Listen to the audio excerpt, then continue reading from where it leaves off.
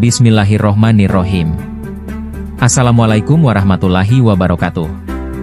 Perkenalkan, nama saya Muhammad Najmuddin, dengan nomor induk mahasiswa 2411088.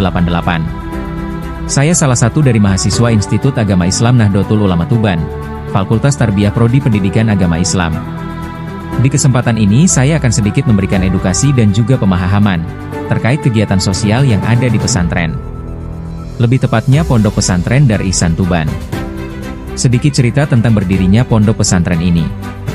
Pondok ini pertama kali berdiri pada tahun 2008, lebih tepatnya berada di Kampung Kutorejo Gang 3. Dan ketika itu asrama para santri masih menyewa. Setelah beberapa tahun kemudian ada salah satu orang yang baik hati, memberikan rumahnya untuk dijadikan asrama para santri dengan cuma-cuma. Dengan seiring berjalannya waktu, alhamdulillah pesantren ini makin tambah tahun makin banyak yang datang untuk mencari ilmu di pesantren ini. Pengasuh pondok pesantren ini adalah Al-Ustadz Al-Habib Alwi bin Ahmad Assegaf. Beliau termasuk salah satu orang yang memberikan dampak perubahan yang sangat terlihat di kota Tuban ini, khususnya di kampung beliau sendiri, yaitu Kampung Arab Kutorejo. Latar belakang pendidikan beliau, setelah menempuh pendidikan sekolah menengah atas, SMA N1 Tuban, beliau awalnya daftar dan mengikuti tes di salah satu universitas di Yogyakarta. Namun takdir berkata lain. Akhirnya beliau bertemu salah satu ulama di zaman ini dan nantinya yang menjadi guru serta pendidik ulum beliau, yaitu Al-Ustadz Al-Habib Taufik bin Abdul Qadir Assegaf Pasuruan. Beliau menempuh pendidikan pesantren di Pasuruan kurang lebih 3 tahun. Setelah itu beliau melanjutkan ke Yaman Hadramaut sesuai arahan dari guru beliau sendiri. Kenapa saya memilih lokasi pesantren untuk memenuhi tugas ini? Ada hal yang memang ingin saya sampaikan terkait kehidupan sosial di lingkungan pesantren. Di antaranya, kehidupan sosial yang unik.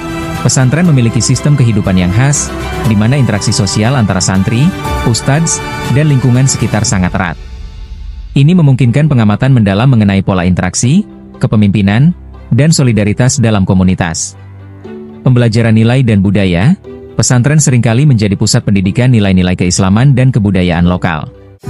Observasi di pesantren bisa memberikan wawasan mengenai bagaimana nilai-nilai tersebut diajarkan dan diterapkan dalam kehidupan sehari-hari.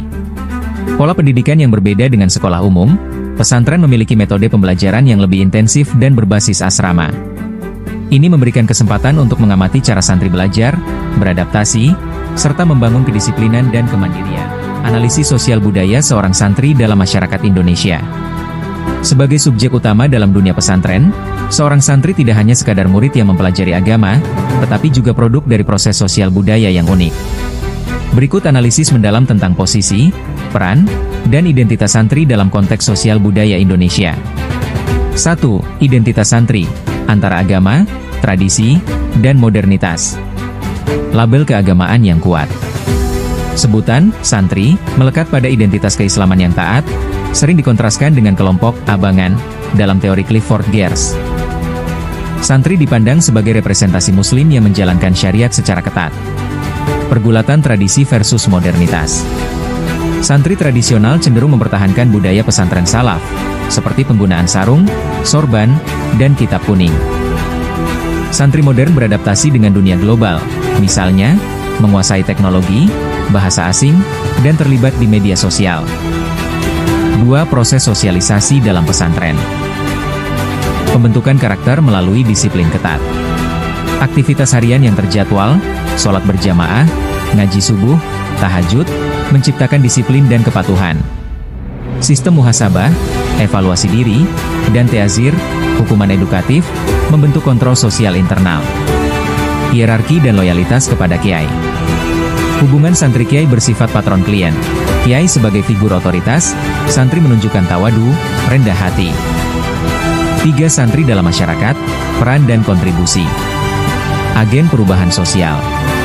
Santri terlibat dalam dakwah, pendidikan, dan pemberdayaan masyarakat. Contoh, pendirian madrasah, bank syariah, atau pesantren eco-friendly. Banyak santri menjadi tokoh nasional, seperti KH Abdurrahman Wahid, Buya Hamka. Mediator budaya. Santri menjadi jembatan antara nilai Islam dan tradisi lokal, misalnya, mempertahankan selamatan dengan doa Islami.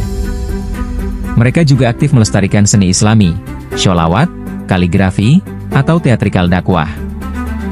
4. Tantangan santri di era kontemporer. Dilema globalisasi. Tekanan untuk menguasai sains teknologi versus menjaga fokus ilmu agama. Fenomena santri, melek digital, yang aktif di TikTok atau podcast, tetapi tetap berpegang pada nilai pesantren. Stigma dan stereotip. Santri kerap dikaitkan dengan radikalisme, meski mayoritas pesantren menganut paham moderat. Citra, kampungan, atau kolot, perlahan berubah berkat kontribusi santri di bidang seni, olahraga, dan startup. Simpulan. Santri adalah produk sekaligus aktor budaya yang dinamis. Identitasnya dibentuk oleh nilai-nilai pesantren, tetapi juga terus bernegosiasi dengan perubahan zaman.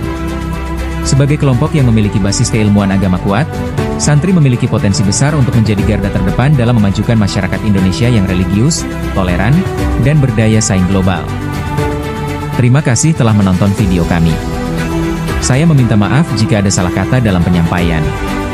Semoga apa yang saya sampaikan bisa memberikan manfaat. Sekian dari saya. Wassalamualaikum warahmatullahi wabarakatuh.